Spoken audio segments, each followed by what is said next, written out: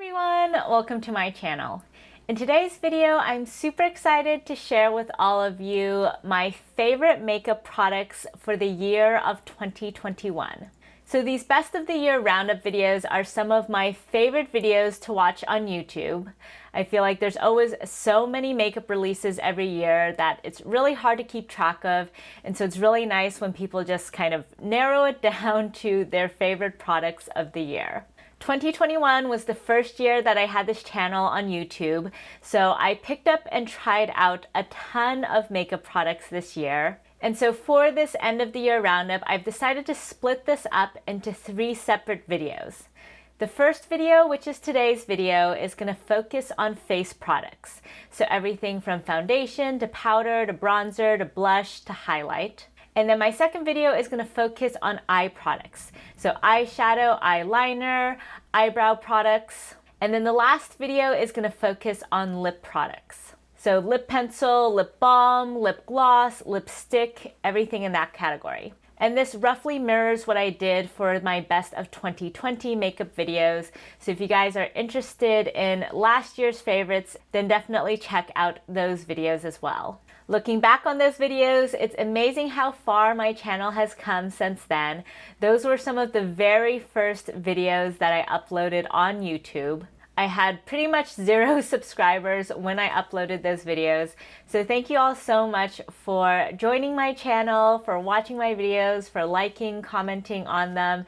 It's really made a world of difference. And going into 2022, I'm really excited to continue testing out and reviewing products for you all. So we have a ton of products to run through today. So without further ado, let's get into the face products. So I'm going to run through these products roughly in the order that I would put them on my face, and today's look is created using products exclusively from this Best of 2021 list, so I'll also point out what's on my face as we go along. So to start out, let's talk about base products. So I have a lot of base products that I've loved this year, but I narrowed it down to 3 very different formulations for different kinds of use cases. So I'm going to run through these from the most lightweight to the most full coverage formulas. So to start off, the product that I've been loving on days when I just want a subtle tint on my skin is the Chantecaille Just Skin Tint Moisturizer. And I really love this skin tint on days when I'm really not wearing that much makeup. So I don't want to do a full beat with eyeshadow, with powder, with bronzer. This skin tint is perfect on days when I just want to put a little bit of cream blush, a little bit of eyebrow gel, and just call it a day. This skin tint is also great on days when my skin is already looking pretty good, so I don't want anything heavy. I just want something super comfortable on the skin. And this skin tint is so comfortable that even on days when I'm not wearing any makeup, sometimes I find that as the day wears on, my sunscreen sort of dries out my skin a little bit. So when it's feeling kind of dry, I'll just go in with a layer of this on top. And I love how it just feels like adding an additional layer of moisture on the skin. And it does have a little bit of SPF in it, so it further re-ups my SPF throughout the day. As you can probably tell from the swatch, this shade, which is Glow, is a little bit on the warm side for me. So if you have a similar skin tone to me, I would definitely recommend going at least 1 shade down. Chantecaille does not let you do exchanges or returns once you've opened the product. So unfortunately, I've been stuck with a shade that isn't quite my perfect shade match. But I do find that when I'm using this most days, I just put a pretty sheer layer on. And so even though this isn't the ideal shade match for me, it still ends up working out. For those of you who watched my initial impressions video of this skin tint, you might be surprised to see it here as the first product in these yearly favorites. I was not super impressed with this product when I first tried it because in that initial impressions video, I wanted to see how much coverage I could get out of it. So I ended up putting 3 layers on in order to really test out the coverage. And I was able to build it up to a medium coverage and get a decent amount of opacity. But personally, I would not recommend doing that. If you want more coverage, definitely try out one of the other products that I'll talk about. But this product is really great, more so on days when you just want a tiny bit of coverage, but a really comfortable formulation. So next up, let's go up one step in the coverage scale and talk about the Cosmetics Daydream Cushion. So this comes in a white compact with a mirror and a sponge, and then you can lift up this compartment and inside you have the product. So unlike the Chantecaille, this is not a tinted moisturizer, this is a tinted SPF. So this does come with SPF 50. And the formulation of this product is very light and liquidous, so it's not a thick cream like the Chantecaille was. Here you can see a swatch of the product. Is definitely a decent bit lighter than the Chantecaille Skin Tint, even though this shade, which is Sweet Secret, is advertised as being for medium to tan skin tones. So as you can probably tell based on just how beat up this packaging is, this was my most used base product of 2021. In fact, I have basically completely finished this cushion. When you buy the cushion from Cosmetics, it does come with a refill, and so I'm probably gonna have to break out that refill pretty soon. Because the formulation is really lightweight, it doesn't feel heavy at all on the skin. I find that you can either put on a really sheer layer just for a little bit of coverage, or you can build it up quite a bit and get to a medium coverage. And as you build it up, there's no cakiness, there's no dryness. It's still really comfortable on the skin. When I use this product, I find that I don't need to powder my face. It's self-setting enough on its own, but also if I do want some extra assurance and want to powder my T-zone, it looks great with powder on top as well. As I mentioned earlier, this does come with a pretty high SPF content, so if you are in a context where you have flash photography, this might make you look a little bit white. But on most days, I do enjoy having this additional layer of SPF protection. I wouldn't recommend wearing this without any sunscreen underneath if you're going to have a lot of sun exposure, because the nature of makeup products is even if they have a high SPF content, you're probably not going to put enough layers on to get that full SPF protection. But the fact that this does come with SPF in it does make me feel like I have additional protection on top of my usual sunscreen. I'd say the only caveat I have with these two products is they don't have a ton of shades in their shade ranges. So that is the one thing I'm not a huge fan of with these. Chantecaille and Cosmetics are both not super large brands, but I do hope they come out with more shades in these products. So now moving up to a medium coverage product, my favorite foundation of 2021 was definitely the Lisa Eldridge foundation. I have this in shade 15 and it's what I have on my face today. So first off, we have to talk about the packaging. It comes in this gorgeous white box and this nice little built-in stand. The bottle itself is this gorgeous frosted glass with a brushed gold top. This does have a little indent so that if you lie it flat, it looks really cute, kind of like a little head sleeping. But you can also store it in the box like I do if you want it to be standing up. This pump releases the smallest, actually that one pump did quite a lot more than usual, so don't take that one pump as a representative sample. As you can see, shade 15 is a little bit in between the shades of the previous two products that I swatched. Of course though, my favorite aspect of this foundation is the formulation. First off, this is an extremely comfortable foundation formula.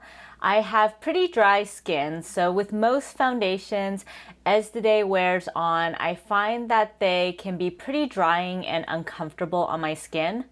This is one of the few foundations I've tried where I can just forget that I'm wearing foundation.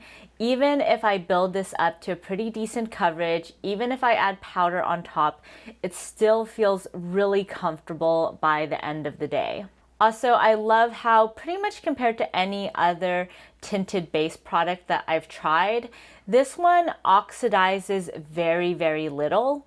It definitely still oxidizes a little bit and looks a little bit different after it's dried down, but I did some comparison swatches between this product and basically all of the rest of my base products, and I found that this one really has just a tiny degree of change in color.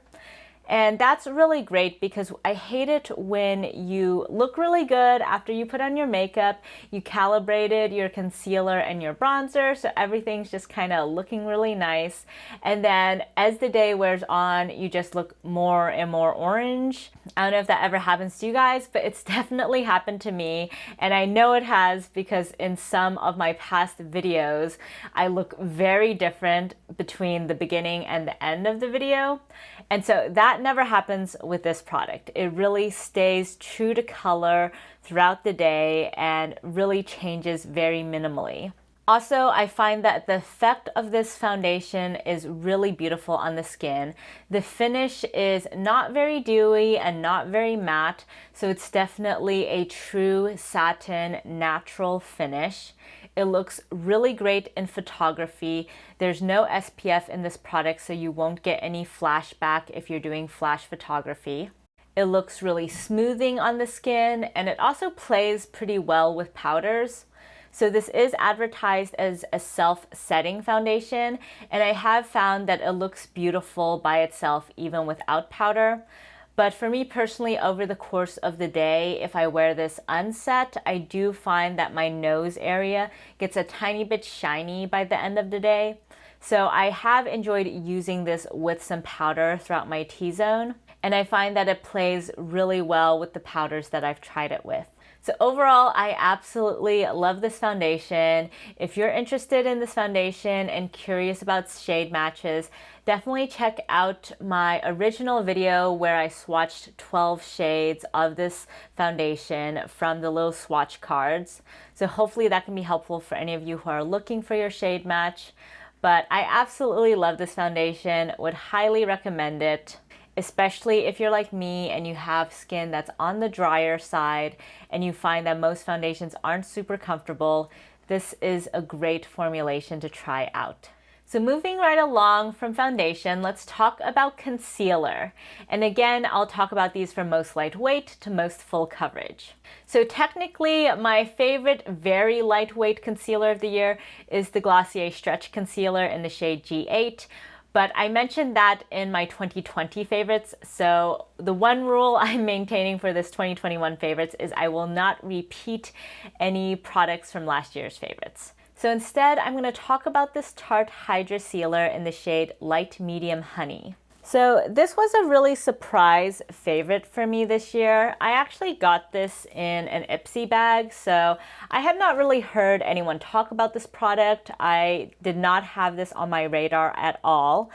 But I found that this is just one of the most comfortable everyday concealers when you want something with a decent medium coverage, but still really hydrating and comforting under the eyes. So as you can maybe see in the swatch, this is a pretty moisturizing formula. So pretty much every time I've traveled since I got this concealer, I've taken this along for the ride.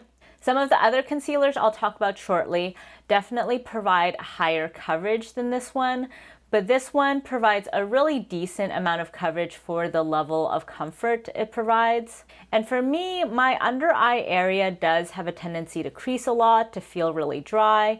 And so I really like how this one doesn't make my under eye area feel dry at all. It also looks natural enough that I can wear this on days when I don't have any other base product on. So it does a good job of straddling no makeup days, but also higher coverage makeup days. On days when I am going for some more coverage though, I have been really loving the ABH Magic Touch Concealer in the shade 7. So this is a bit fuller coverage than the Tarte concealer and a little bit more thick, a little bit less moisturizing. but still really comfortable on the skin. So this is not a concealer I would wear on a no makeup day. I think this is definitely best paired with a base product all over the face. But I find that this is a really great in-between concealer that is more full coverage than the Tarte one, but a little bit more hydrating than the next concealer I'll talk about. So the final concealer is the concealer that I have on today, and probably no surprise to those of you who have been watching my channel for a while, but this is the Pat McGrath concealer in the shade LM10. So this is definitely a pretty full coverage concealer. Hopefully you guys can see a little bit in the swatches, but essentially I would say from the Tarte to the Pat McGrath, it goes from least coverage, most hydrating, to most coverage, least hydrating. So on days like today when I'm going for a full glam look, I always reach for my Pat McGrath concealer. This is the most full coverage, lightweight concealer that I have ever experienced. So a little bit really goes a long way, and because it has so much opacity, you can put a really sheer layer on and still get really good coverage. And that's what I really love about this concealer, because with some products, you feel like you really need to build it up in order to get that coverage.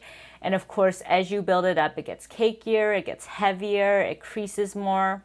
With this, you can keep it at a really sheer layer, but still get really good coverage. The only reason I don't use this concealer all the time though is, as I mentioned earlier, my under eye area is kind of dry, and I find that this concealer, especially when powdered, can sometimes get a little bit dry as the day wears on. Oftentimes when I use this concealer, I just don't powder it because I find that it's self-setting enough. But despite the fact that it can sometimes feel a little bit dry on my skin, I still really love using this because it just provides lightweight coverage like no other product that I've tried on the market. Speaking of powders though, let's talk now about my favorite setting powders of 2021. So first off, we have to talk about my OG favorite face powder, which is this Charlotte Tilbury Airbrush Flawless Setting Powder. And I have this in her Instant Look of Love in a palette, Glowing Beauty. This is also the powder that I have on today. And this is the product that actually started my love affair with face powders. So up until I tried this product, I had dabbled in face powder here and there, but I never really enjoyed the experience. Because my skin's on the drier side, I felt that oftentimes the powders just made my face look even drier or textured or cakey. And so for the most part, I just never set my base. Also, when you watch people's YouTube videos where they show you setting powders, I feel like it's really hard to actually tell a difference. And so I just never felt particularly moved to pick up any luxury powders. So I'm so glad that this came within this bigger compact, because I probably would not have just gone out and picked up the powder by itself. But because this came in here, it gave me a great chance to try out this famous Charlotte Tilbury formula. And if you watched my video with this palette, you can actually see in the video the amazing effect that this powder has.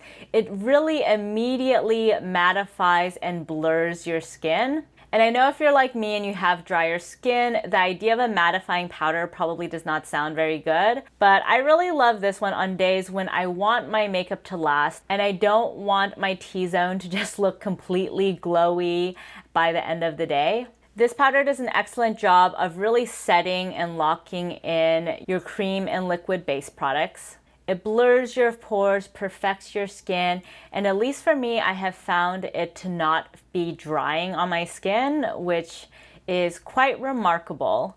And so ever since I tried this out, I've been really going hard on face powders. So I would highly, highly recommend checking out this formula. The other favorite of this year is a much more recent addition. So this is the By Terry Hydrapowder. And this is a loose powder, unlike the Charlotte Tilbury, which is a pressed powder. And this one is completely translucent. So this was also a powder that surprised and impressed me. Before getting this, I was not a huge fan of loose powders because they're quite messy, but the effect of this powder is so great that I enjoy using it even if it means I get powder in the air and around my desk. So this is just a very impressively finely milled powder. So I find that you can just dust on a really light layer of this powder and it instantly sets your makeup and makes everything just look a lot more seamless on your skin. I would say compared to the Charlotte Tilbury, it is even more lightweight and less drying. So I've been really enjoying this powder ever since I got it and definitely understand why this is one of By Terry's best-selling products. So finally, we have a runner-up in the powder category. This is the Kosas Cloud Setting Powder, and it was originally going to be in the favorites, but as you might or might not be able to see here, it cracked yesterday, which was really sad because I've been really enjoying using this mini powder. This is just such a gorgeous formula that's extremely finely milled. You can just take a really light dusting of this powder and it leaves a really nice skin-like finish. It's not as mattifying as the other two powders, so if you're worried about mattifying your base products, this is a really good product to check out. If you guys watched my last video, which was my Black Friday haul video, I did talk about how I have a love-hate relationship with Kosas. I basically love all of their products, but somehow they all go bad on me within a couple months. And I thought this product would be different because of course it's a pressed powder, and so it seemed like it would have a low risk of going rancid. But instead it just broke. So I'm kind of reevaluating my relationship with this product. Excellent, excellent formula, but this product, along with pretty much all the other Kosas products I've tried, does have a little bit of a problem when it comes to the longevity of the product itself. So that's it for today's video. If you guys like this video, then please give it a thumbs up. And if you haven't already, please subscribe to my channel. And also, if you can guess what eyeshadow palette and lipstick I have on my lips before we get to the eye products and the lip products videos, then I would love to hear your guesses down below. Thanks so much for joining me today, and I'll catch you guys next time. Bye!